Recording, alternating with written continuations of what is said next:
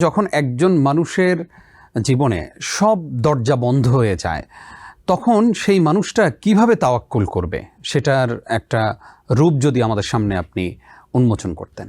ধন্যবাদ আপনাকে। মানুষের দরজা, জীবনের দরজা সব দিক থেকে বন্ধ হয়ে যায়, এটার একটা ব্যাখ্যা প্রয়োজন। আসলে আল্লাহ সুবহানাহু ওয়া তাআলা কোনো মানুষকেই এক্সট্রিমলি বিপদে ফেলেন না। তার এক দরজা বন্ধ হয়ে গেলে অন্য দরজা খোলা হয়ে যায়। হ্যাঁ, বিশেষ করে যদি সে মানুষটি আল্লাহর উপর ঈমান, তাওয়াক্কুল এবং তাকওয়া বজায় রাখে। আমরা যেমন দেখি আল্লাহ সুবহানাহু ওয়া তাআলা কি বলছেন, প্রথমত বলছেন ওমাইয়া তাওয়াক্কাল আল্লাহ ফাহুয়া হাসবুহ। এই আয়াতটা আমরা একটু আগে উল্লেখ করেছি। আল্লাহ তার জন্য যথেষ্ট হয়ে যান, যে আল্লাহর উপর তাওয়াক্কুল রাখে। তারপর আরেকটি আয়াতে আমরা দেখি আল্লাহ সুবহানাহু ওয়া তাআলা বলছেন ওমাইয়াত্তাকিল্লাহা ইয়াজআল লাহু মাখরাজা ওয়া ইয়ারযুকহু মিন হাইথু লা ইয়াহতাসিব। যে ব্যক্তি আল্লাহর তাকওয়া অবলম্বন করে, আল্লাহকে ভয় করে, তাকওয়া ভিত্তিক জীবন পরিচালনা করে, তাহলে আল্লাহ তার জন্য একটা ওয়ে খুলে দেন। তাহলে তার সব দরজা বন্ধ হয় না আসলে, এবং তাকে এমন জায়গা থেকে রিজিক দেন যা সে ভাবতেও পারেনি। এভাবেই তো আল্লাহ মানুষকে পরীক্ষা করেন, তাকে কিছু রোগ শোক দিয়ে পরীক্ষা করেন, কিন্তু এটাই তার জীবনের এমন এক্সট্রিম অবস্থা নয় যে তার আর বাঁচার কোনো অবলম্বন নাই, তার বের হওয়ার কোনো পথ নাই। সে আষ্টে পৃষ্ঠে কঠিন অবস্থায় পড়ে গেছে। মানুষ যদি আল্লাহর উপর তাওয়াক্কুল হারায়, তখন সে আর সামনে কোনো পথ পায় না।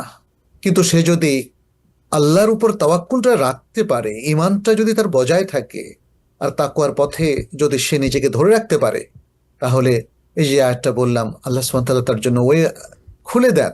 অবশ্যই তার জন্য কোনো না কোনো পথ আল্লাহ খুলে দেন, ফলে সে পথ পেয়ে যায়। এটা তো আমরা দেখেছি নবী সাল্লাল্লাহু আলাইহি ওয়াসাল্লামের জীবনীতে ঘটেছে, সাহাবাদের জীবনে ঘটেছে, পরবর্তীতে আমাদের জীবনেও কিন্তু অহরহ ঘটছে।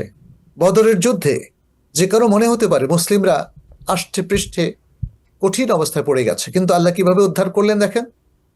উহুদের যুদ্ধে মুসলিমরা যখন বিপর্যয়ের মুখোমুখি হলো, এবং একদল সৈনিক পেছন দিক থেকে যখন উহুদের প্রান্তরে মুসলিমদেরকে আক্রমণ করলো, তখন মনে হচ্ছিল এই বুঝি মুসলিম উম্মাহ চিরতরে ধ্বংস হয়ে গেল।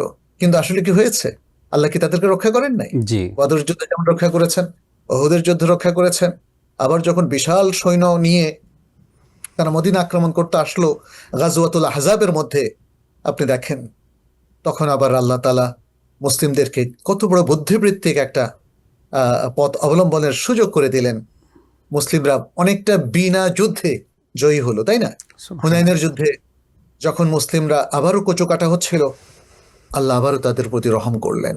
তায়েফের যুদ্ধ, তবুকের যুদ্ধ, আপনি একের পর এক, আমি যুদ্ধের উদাহরণ দিলাম কারণ এটা সবচেয়ে বড় মুসিবত।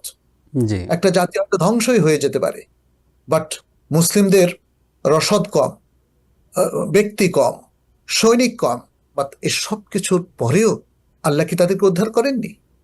আমরা দেখেছি নবী সাল্লাল্লাহু আলাইহি সাল্লাম তার জীবনেও অত্যাচারের স্টিম রোলার নেমে এসেছিল মক্কার সেই ভয়াবহ 13 বছর ধরে।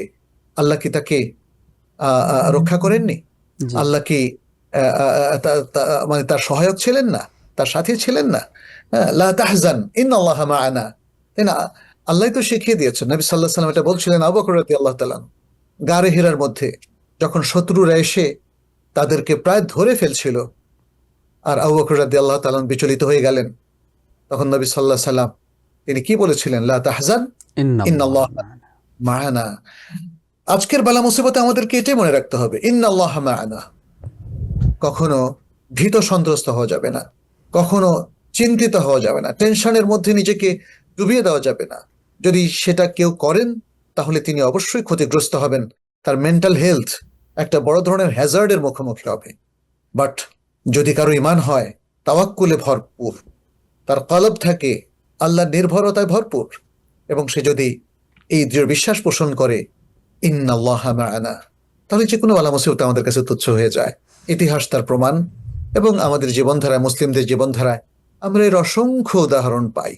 অতএব আজকে যে বালা মুসিবতের কথা আপনি বলছেন, আমাদের উচিত হবে সেগুলোতে ধৈর্য ধারণ করা, আল্লাহর উপর তাওয়াক্কুল রাখা, এবং নিজেদের উপর যে আরোপিত দায়িত্ব আছে সেটা পরিপালন করা। তাহলে আমার মনে হয় আমাদের মনোবলও নষ্ট হবে না, আমরা ক্ষতিগ্রস্ত হব না ইনশাআল্লাহ। ইনশাআল্লাহ। Ad-Din Television, a complete way of life.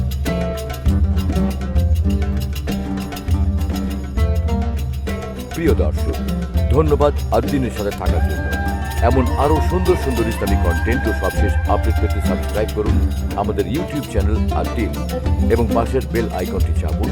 পরবর্তী সকল ভিডিও নোটিফিকেশন পেতে যুক্ত থাকুন আমাদের সোশ্যাল মিডিয়ায়।